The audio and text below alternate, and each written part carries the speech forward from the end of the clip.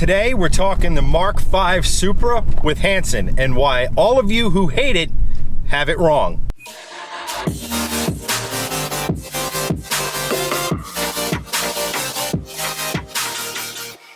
Hey guys, what's going on, and welcome to Shifting Lanes. You once again find me in the C30 on my way to Hanson's house. Why, you ask? Well, I wanted to pick his brain. He is one of a lucky few who have actually test driven the brand new Mark V 2020 Toyota Supra. And listen, this car seems to be a big time hot button issue with a lot of people.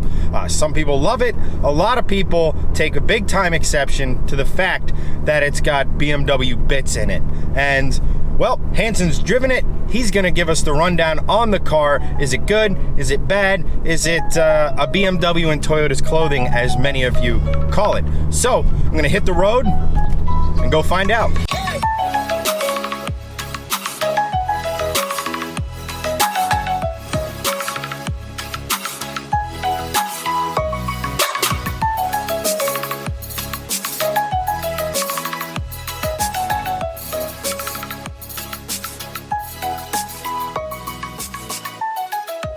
How does this compare to the Supra you were recently driving? Oh, well, the Supra is a totally different animal. I mean, it's like it's worth the wait.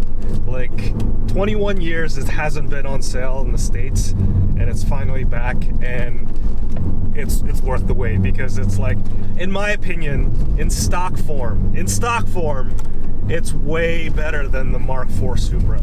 The last Mark IV Supra, the Turbo Supra. Well, that kind of goes, I mean, let's be real here. Like, you could say that about the Mustang. Yes, of course, 21 years has passed, but yeah. The thing is, it's like everyone has put the Mark IV Supra on such a high pedestal that they forget that all of that potential was uncovered through years of aftermarket and like through years of people tuning with it. And also, don't forget that the Supra was only popular 3 years after the last one was ever sold, because that's when the Fast and the Furious came out. Yeah. So it's like that movie totally put that car to even the legendary status that it is today. So it's like, really, without that movie, like, no one would really care so much about the Supra.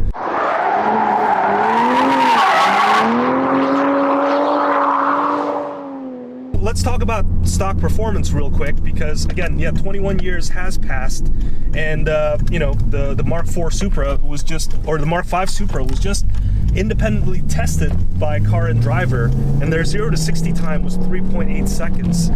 You know, 0.3 seconds faster than what Toyota claims, and I guess that's very German of them. no pun intended. Well, to kind of like, you know, they were bound to pick up some bad habits working with them for so long. I guess so. Yeah. If you haven't seen my review of the Supra, please check the link up here. But you know, even before driving the car, I knew that this car was going to be seriously good, because just look at the hardware. You've got meaty tires, you've got 255 rubber in the front, 275 tire in the back. You've got a electronic LSD, so it's got like an active differential. So it's even better than the torsion differential that you find in an 86, or like the differential that you find in the Mark IV Supra. It's I think it's a little bit lighter than the Mark IV Supra. Right. It's smaller. You know, it's got a shorter wheelbase. It's actually got a 4-inch shorter wheelbase compared to the 86, and it's got a wider track. So it's like it's built to corner. It's built to corner. It's built to drift. The magic of adaptive suspension in today's day and age is like, it's pretty amazing, because you know, other cars have this adaptive damper stuff, and it makes the car super sporty when you want it to, and it makes it super comfortable when you want to go just on like long trips. But to kind of comment on, you know, the whole like German and Toyota kind of collaboration, because if you didn't know already, you might be the last person that didn't know this. I'm pretty sure they're already typing. Why are you continuing to talk about the new Z4? Exactly. But I mean, it's like that's kind of like the state of the industry now, is that, you know, you kind of have to collaborate, you have to share costs. So because, you know, sports cars don't make money. So if you want to make a sports car, you kind of have to make multiple models of it. You do some badge engineering so that you could kind of share costs, and like instead of just building one sports car from the ground up, you now have two models to choose from, even though they're somewhat similar. But right. I mean, the thing is, it's like without these collaborations, without Toyota and Subaru working together, you wouldn't have the 86 or the BRZ, and without the collaboration between Toyota and BMW, you wouldn't have the Supra or the Z4. So, with the option of like having a collaboration or not, I'll take collaboration 1,000%, like all the time. Absolutely. Well, let's put it to you this way: if collaboration leads to more sports cars, leads to more fun, drivable cars that aren't underpowered or overpowered, they make like everybody looks at 330 horsepower and it's like they just, because so many cars are making so much more power than that. Right. Like even your Halo car, the R35, right, the GTR, yeah, and stuff like that. It makes almost 600 horsepower or whatever. But you never use all like if you're using all 600 with how capable that car is on public roads, you are an absolute lunatic. You are begging to go to jail. I mean, you'd be going to jail at second gear. I mean, like all these cars, you'd be going to jail. Right, but at least with 300, what is it? 335. 335 horsepower. Though that might be underrated, to be honest. But we'll see. Yeah. I mean, it's a BMW engine, so it's typically BMW to underrate their motors. But at any rate, at 335 horsepower, that's a good amount of horsepower to have spirited fun on roads like we're on right now, in the real world. I will it's become so much of a measuring contest on how much horsepower you have. People complain about how the Supra only has like 335 horsepower, like how it should have a lot more. Drive it. I beg you, drive it, because that car feels super quick for the amount of horsepower they claim. Even at Toyota's 4.1 seconds 0 to 60, that's fast. I think the original Supra did what? It was in the mid fives, I think. Right. It is a full second quicker, and that's not a slow car stock. I actually spoke to Tetsuya Tada. He's the Supra chief engineer, and he's basically like the father of the Mark V Supra, and he also worked on the Mark IV Supra. So I actually I sat right next to him at dinner. It was like, I was like fangirling very hard. But I talked to him, and he basically said the Supra always had an inline six. It had to be an inline six engine that went into the next Supra. They could have built their own inline six from scratch. There's a lot of things that people don't understand, like regulations. Engineers, they have to, and companies, they have to build things to certain regulations. They were explaining that to basically create their own inline six factory to kind of like retool everything, it would have basically drove the cost of the Supra to over $100,000. To which point, maybe that would kind of fall in line to the Mark IV cost, because it was so damn expensive when it came out in the mid 90s. But it's like that totally defeats the purpose of a Toyota sports car. But to play devil's advocate there just for 1 second, what were the Mark IV's biggest rivals in its day? Were what cars? The 300CX, which was a V6 twin turbo, the VR4, the RX-7. I'm forgetting something here. Maybe something called the R34 Skyline. Oh yes, that too. The Honda NSX or Acura NSX. Yes. And specifically those last two. Yeah. What are their price tags?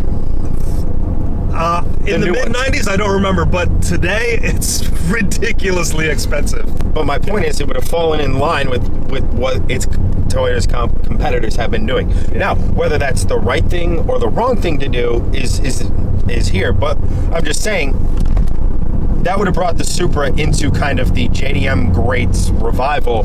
It would have brought them into a very similar price point to that. I think to be 100% honest, I love the fact that Toyota, and they would have, like you said, they would have never been able to do this without the collaboration with BMW. I love the fact that they kind of stuck true to their roots. They stuck true to not trying to make a supercar killer. They made just a really, really good sports car. And a sports car that you can use. A sports car that you can have fun in, and you don't need solid carbotanium testicles to drive at the limit. Right. I mean, you still need to be a great driver. By the way, this car will bite you. The Supra feels like I was comparing it to the 86, and that might not be like the most straightforward comparison, but once you drive the two, you'll understand why I compared it the way I did. But basically, the Supra makes the 86 feel like a bicycle with training wheels, and when you jump into the Supra, it feels like that's when you take off the training wheels. So like you could do a lot more fun things with it, but you could also get yourself into a lot of trouble. So like there's definitely, you know, the 86 was a car that had more grip than it had power, so you could have fun with it. It's a great car to learn car control, and you could do a lot of fancy things with it and not really hurt yourself too much. But the Supra is like, you definitely have more power than you have grip, or it might be at that balance. So it's almost like kind of like the base Corvette versus the Corvette ZR1. Like the ZR1 will kill you, the base Corvette maybe not so much. 335 horsepower is just such a great number to have fun in. You don't even really have to test the limit of the car. Well, you know, it's funny how we compare horsepower constantly between cars, but you know, that's really not the important figure. Torque is the important figure, and that car has right, this has 315, right? Yeah, at the wheels. The Supra has, oh crap, really? Yeah, that's right. Yeah, of course. The Supra has 365 pound-feet of torque. Now, I think the old Supra had like 325. 325? The USDM Mark IV had steel turbos, not the ceramic ones. Okay. So it spooled a little slower, but it could handle a little bit more power. I mean, a little bit. I won't go into tuning the 2JZ because that's an entire episode unto itself. Yeah. But yeah, in the United States, I think it had like 325, 326. Some Mark IV fanatic's going to correct me. But and I think it had similar numbers in torque, if a little bit less, I think. So anyway, but 365 pound-feet of torque that's a ton. But what's even better is that peak torque comes at 1600 RPMs, and it goes all the way to 4500 RPMs. I mean, that's like, I got a feeling the turbo is super small on this thing, because I didn't feel much turbo lag. Power came on immediately. We will actually start to find out how small once people get their hands on these cars and they start trying to mod them, whether it be by tuning them and so on and so forth. But I also think that's also down to the exhaust system design in the Mark V. Yeah. So first and foremost, you have a twin scroll turbo, so that's effectively twice the displacement of air to push on the turbine. Yeah. It's a little more technical than that, but it's basically, think of like the different portions of the exhaust port pushing different sections of the same turbo. So that's it's quicker to spool.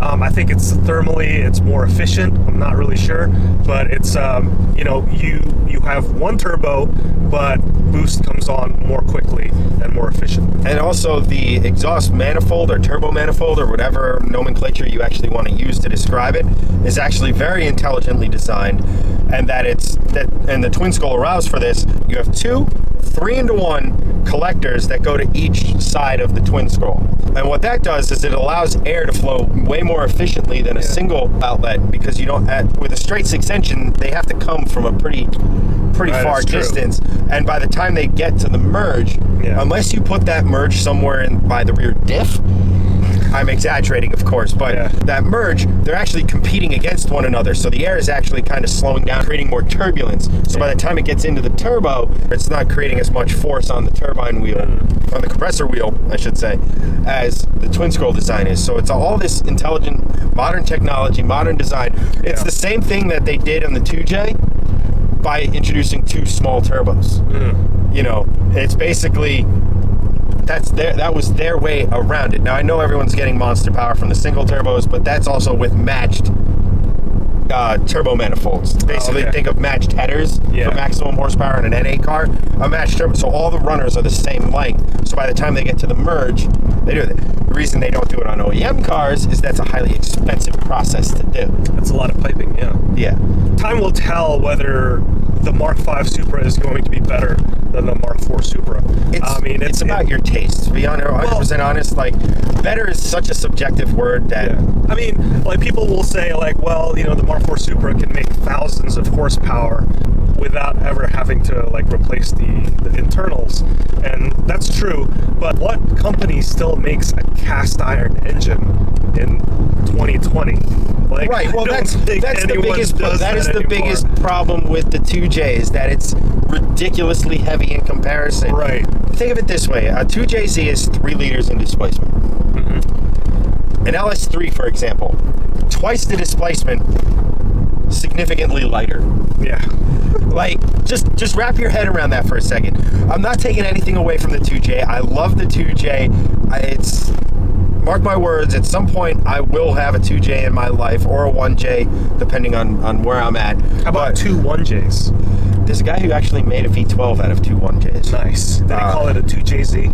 I'm pretty sure he just called it 2 1Js make a V12. The guy, it was a garage, and creativity with the English language wasn't his strong suit.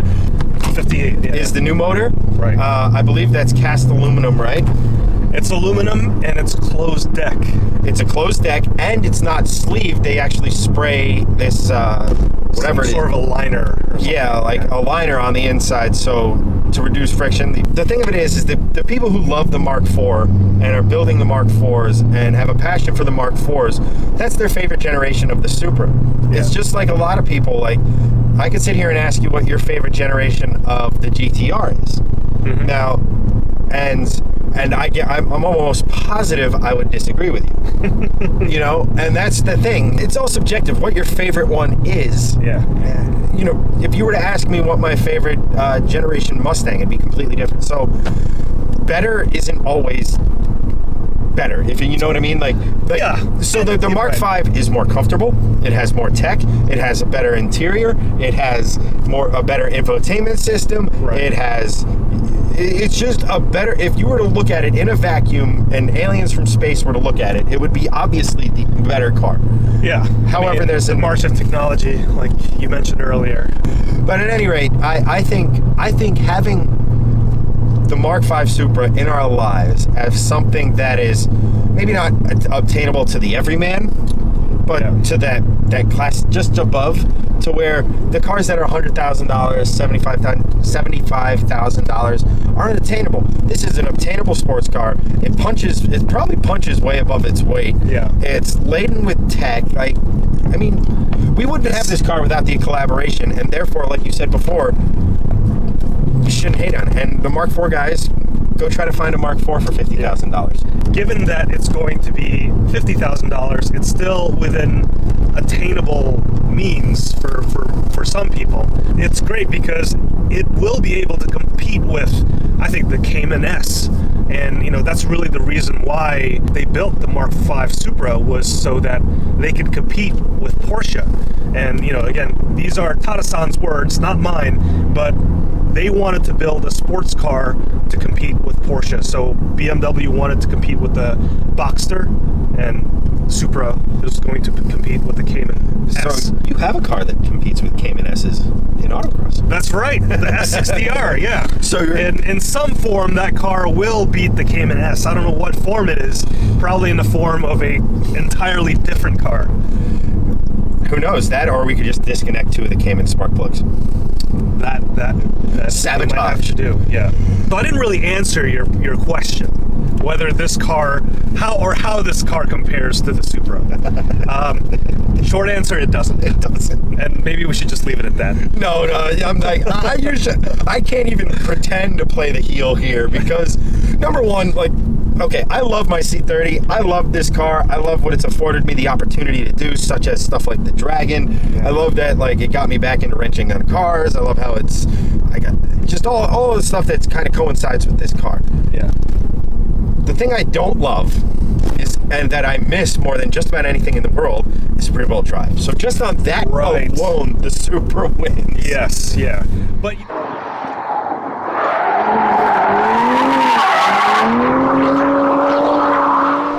if you want want to find Shifting Lanes on social media, you can hit us up at Shifting Lanes. I'm at Kennedy83, and you're at Mr. Hansen Luckman. So definitely, if you guys want to further the conversation there, hit us up. We're always happy to talk to our fans.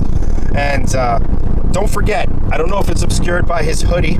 Poor wardrobe planning on the wardrobe department today, but Hansen is rocking the Hellwinkle t-shirt. Hellwinkle. If you remember the Hellwinkle sticker, well, we got them on shirts too.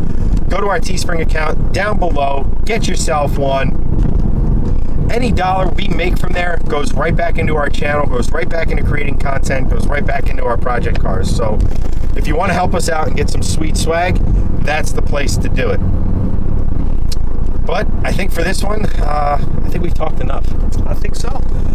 Thank you so much to Hansen for coming out. But for this one, that's a wrap, and I will catch you guys next time.